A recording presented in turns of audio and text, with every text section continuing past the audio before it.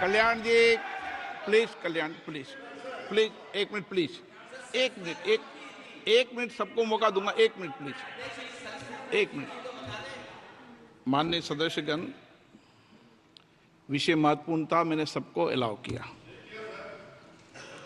लेकिन एक बार इस सदन के अंदर ये सार्थक चर्चा होनी चाहिए, क्योंकि प्रश्न ये था कि परीक्षाओं के विषय के अंदर, और आप सबको पता है देश में अलग अलग राज्यों के अंदर भी अलग अलग दलों की सरकार रही, और उन अलग दलों की सरकार में आपकी भी सरकार रही, अन्य दलों की सरकार रही। वहां भी कई बार प्रश्न लीक हुए, प्रश्न पत्र लीक हुए और परीक्षाओं पर प्रश्न उठे। मेरे सवाल, 1 मिनट, मैं बता रहा हूं जिसको, आप पूरी बात सुनिए मेरी। मेरा कहना यह है कि हम और उन 1 मिनट प्लीज बैठिए, प्लीज बैठिए, 1 मिनट नीट नहीं सारी। हमारा सवाल ये है कि हम यहाँ इसलिए चिंता के लिए बैठे हैं कि भविष्य में हमारे विद्यार्थियों के भविष्य पर कोई विषय न उठे, इसलिए किस तरीके का मैकेनिज्म डेवलप करें, परीक्षाओं का क्या बेहतर सिस्टम डेवलप करें, इसमें सबके सुझाव आए ताकि भविष्य के अंदर, और उसके लिए जो उत्तम सुझाव हो सकते हैं सरकार भी उस उत्तम सुझावों को मानेगी। 1 मिनट,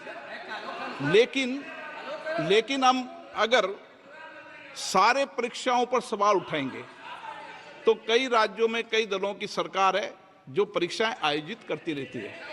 हम सारी परीक्षाओं पर सवाल उठाएंगे तो जो बच्चे उत्तीर्ण होते हैं उनके भविष्य पर और भारत की परीक्षाओं पर, भारत की शिक्षण व्यवस्थाओं पर, पूरे विश्व में एक बहुत गंभीर असर पड़ेगा, जो सदन की चिंता का विषय है। और इसके लिए सभी राज्यों ने अपने अपने यहाँ कानून बनाए, संसद ने भी कानून बनाए।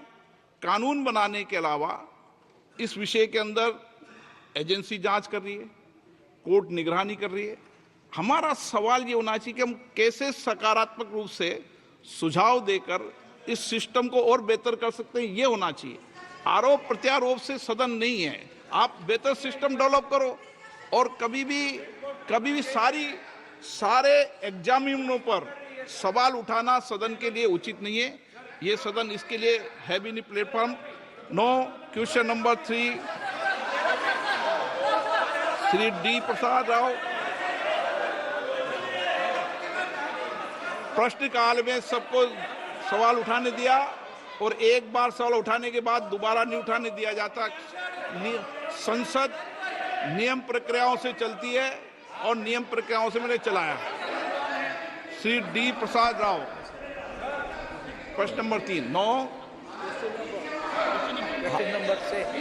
मैंने सदन की चिंता सरकार को बता दी है और आप सबको बता दी है। Honorable Speaker, thank you so much for allowing me to speak this important question. I am Prasad Rao from Chittoor constituency, Andhra Pradesh. Our beloved Honorable CM Chandrababu Naidu Garu has requested substantial financial support from the center to help reconstruct and rebuild the Andhra Pradesh. 1 minute please, माननीय आप प्रश्न संख्या 3 है, पहले बोलो प्रश्न संख्या 3। Question number 3. माननीय मंत्री जी, कोई दिक्कत नहीं, सब सीधे पहली बार आए, अब माननीय प्रश्न पूछें प्लीज सदस्य। Thank you very much for allowing me to speak this very important question, Honorable Speaker. This is Prasad Rao from Chittoor constituency, Andhra Pradesh. Our beloved Honorable CM Chandrababu Naidu Garu has requested substantial financial support from the center to help reconstruct and rebuild the Andhra Pradesh, which is facing acute financial challenges, stalled infrastructure projects.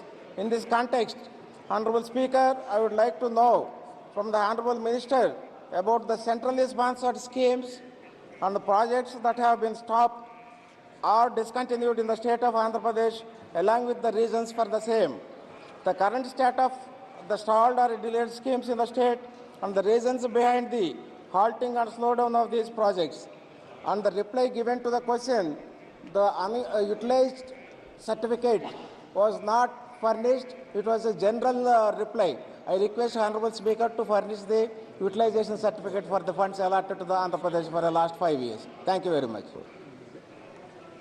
माननीय मंत्री जी। अध्यक्ष महोदय, माननीय सदस्य ने जो ये बताया है कि माननीय मुख्यमंत्री जी आए थे, मैं उनको बताना चाहता हूं कि इस आशय का पत्र माननीय मुख्यमंत्री जी ने भारत सरकार को प्रस्तुत किया है और भारत सरकार की इस प्रकार के सभी अनुरोधों का परीक्षण कराने के बाद ही नियमानुसार कार्रवाई करती है तथा आंध्र प्रदेश के भी अनुरोध का भी इसी प्रकार से समुचित परीक्षण करके निर्णय परीक्षण किया जाएगा। जहाँ तक केंद्र प्रायोजित योजनाओं का सवाल है के संबंध में माननीय सदस्य ने प्रश्न में बताया कि मैं उनको बताना चाहता हूं कि केंद्र में प्रायोजित योजनाएं सभी राज्यों के लिए होती हैं और केंद्र सरकार की तरफ से किसी योजना को राज्य विशेष के लिए बंद नहीं किया जाता है। केंद्र सरकार का केवल आग्रह मात्र यही होता है कि संबंधित योजनाओं को दिशा निर्देश के अनुपालन के तहत कार्य किया जाए। सप्लीमेंट्री, माननीय honourable member supplementary.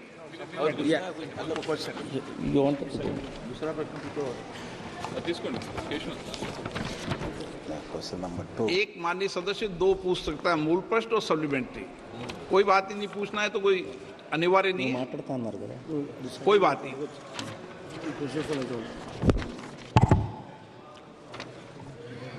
So, respected sir, despite the release of 62,500 crores by the central government, there have been cases of corruption and diversion of practices of these funds by the previous state government and Andhra Pradesh. As a result, the centrally sponsored schemes implemented over the past 5 years have not been reached the people of the state. This is highlighted in the white papers released by our Honorable Chief Minister Sri Chandrababu Naidu Garu, especially in the ones related to Polavaram irrigation project and the development of our capital, Amaravati. In the light of this, I would like to ask